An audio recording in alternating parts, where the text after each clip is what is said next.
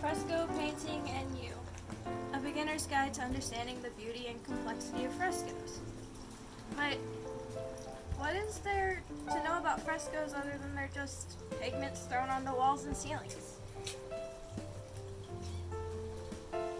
Oh, wow, these are a lot more interesting than I originally thought. I didn't know this painting technique was ideal for creating murals because of how durable it is, and the finished work looks so grand and monumental.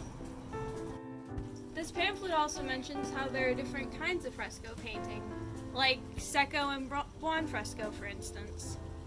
Secco fresco is a dry fresco, done without preparing the wall with wet plaster. Instead, dry plaster is soaked with lime water and painted on while it's still wet. Because of this, the paint creates a top film and does not penetrate the plaster of the wall, making it somewhat of a superficial artwork. And on the other hand, it says buon fresco, or true fresco as it's called, is done by painting the pigments onto the wet plaster. Because the plaster is wet, the artist has to define what the day's work is, so the plaster stays fresh while working.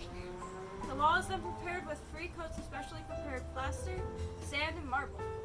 The first 2 coats are allowed to dry, and the artist transfers lines of what he intends to paint onto the wall like a sketch. The final coat, or intonaco as it's called, is applied.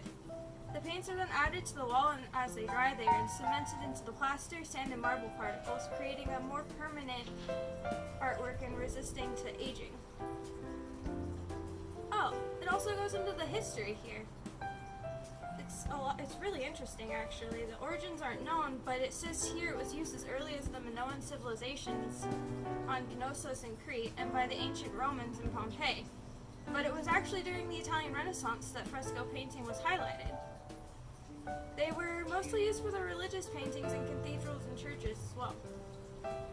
Oh, it also says to look at these 2 artworks. The Annunciation by Fra Angelico and the Triumph of Galatia by Raphael. The Annunciation by Fra Angelico is a fresco that was painted for the north corridor of the San Marco convent, and it was financed by the Florentine Medici family. This piece portrays the Virgin Mary being told by the Archangel Gabriel that she is to bear baby Jesus. The piece was portrayed on the upper floor of the convent in front of the staircase as an illusionary window that looked out onto a garden scene.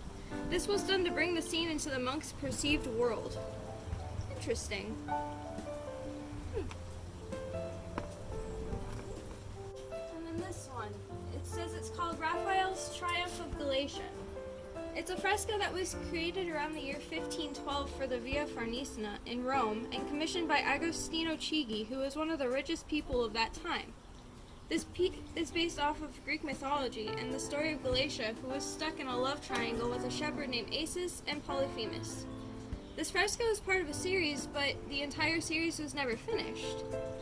Raphael chose to portray Galatia's change upon death into a being that may live among everlasting divine beings. She is standing in a shell chariot that is being pulled by 2 matching dolphins. She remains unmoved by all the chaotic goings-on around her, and instead looks up to heaven. Wow, who knew there was so much to know about frescoes?